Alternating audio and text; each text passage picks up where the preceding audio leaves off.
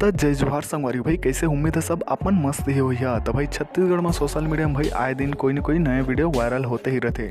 तो संगवारी social media एक ऐसा प्लेटफॉर्म है जो कोई भी इंसान कतनो टाइम भी वायरल हो सकत है। तो वैसे ही छत्तीसगढ़ के सोशल मीडिया में एक लड़का के वीडियो वायरल होते। तो संगवारी स्कूल में कुछ प्रोग्राम होत रही जे ये लड़का अपन प्रोग्राम में भाग ले रही से गाना के। ये लड़का पुष्पा फिल्म के एक सॉन्ग तेरी झलक सर्फी, ये सॉन्ग ला कुछ फनी अंदाज में गा दिस भाई डुप्लीकेट करके, जिला देख के बाहर के दर्शक मन भाई दिल खुश। ये लड़का की वीडियो तेजी से वायरल हो गए थे। चला देखते नहीं कर वायरल वीडियो लो।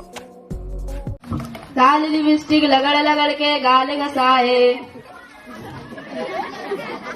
फिर हम लवली लगड़ लगड़ के गाल घसाए, लाल लिपस्टिक लगा के कुकुरी टांग दिखाए। रोटी है चीला है बिगड़ जहरीला है, तो नसीला है जा रे रेमटी तू, तोरे सकल गंदी रे पगली फिल्टर के फोटो नकली, तोरे सकल गंदी रे पगली फिल्टर के फोटो नकली।